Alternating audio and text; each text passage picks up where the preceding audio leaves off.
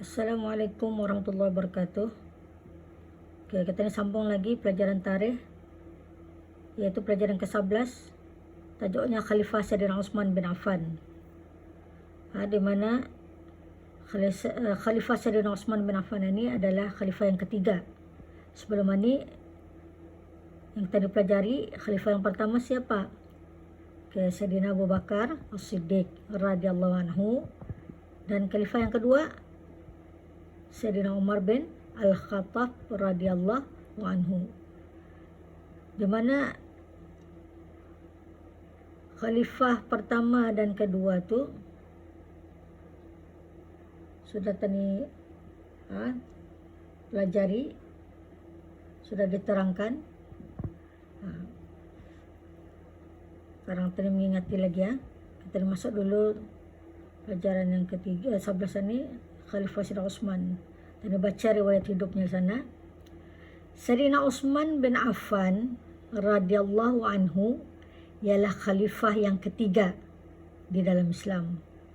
Nama gelarannya ialah Zunurain. Apa arti Zunurain? Zunurain artinya yang mempunyai dua cahaya. Kenapa ada dua cahaya tu? Kerana beliau telah berkahwin. Sayyidina Utsman ini berkahwin dengan dua orang puteri Rasulullah SAW. Hebat sudah tu. Dua orang puteri Rasulullah SAW, yaitu Sayyidatina Ruqayyah radhiyallahu anha, dan kemudian beliau berkahwin lagi dengan Sayyidatina Ummu Kalsum radhiyallahu anha setelah wafat istrinya yang pertama. Artinya Sayyidina Utsman ini dah boleh kahwin dua sekaligus ni. Artinya salah seorang telah wafat. Istrinya pertama. Siapa istrinya pertama tadi? Sayyidina Ruqayyah radhiyallahu anha. Wafat baru dapat berkahwin dengan Sayyidatina Ummu Kalsum. Kemudian lahir. Sayyidina Utsman lahir pada tahun ke-6 selepas tahun gajah. Tahun ke-6 itu selepas tahun gajah itu maksudnya tahun 576 Masihi. Masih ingat? Nabi Muhammad dilahirkan 571 Masihi. Kemudian diikuti Sayyidina Abu Bakar tahun 573 Masihi. Kemudian diikuti dengan Sayyidina Umar Al-Khattab dilahirkan 584 Masihi. Sedangkan Sayyidina Utsman lahir tahun 576 Masihi. Kalau kita ni lihat tarikh kelahiran Sayyidina Umar dengan Sayyidina Utsman itu, nampak Sayyidina Umar itu adalah muda sedikit daripada Sayyidina Utsman. Sayyidina Utsman 576. Sayyidina Umar 584. Di mana Sayyidina Utsman ini berbangsa Arab Quraisy, keturunan Bani Umayyah. Sejak kecil lagi terkenal dengan sifat lemah lembut, sabar, suka merendah diri dan pemalu. Inilah sifat Sayyidina Utsman. Lemah lembut orangnya. Lemah lembut itu bukannya pundan. Ia indah berkasar orangnya.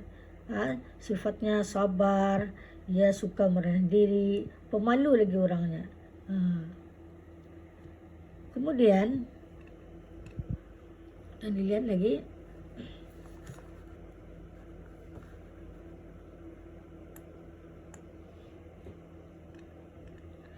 Khalifah Sayyidina Utsman bin Affan radhiyallahu anhu adalah di antara golongan yang mula-mula memeluk Islam melalui seruan yang disampaikan oleh Sayyidina Abu Bakar As-Siddiq radhiyallahu anhu, dan juga merupakan seorang yang sangat warak.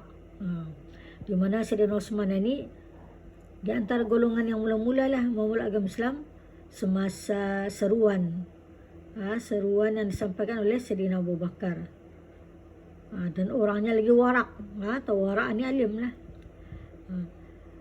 Dan ia juga seorang hartawan yang dermawan. Sudah tak banyak harta, suka menderma lagi.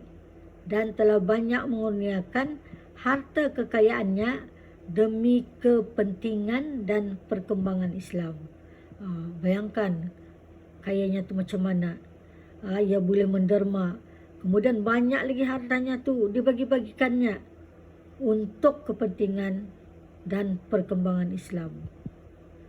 Kemudian menjadi jurutulis. Saudara Osman ini tukang tulis wahyu kepada Rasulullah SAW dan menjadi penulis juga, menulis Al-Quran pada zaman pemerintahan Khalifah Sayyidina Abu Bakar As-Siddiq radhiyallahu anhu.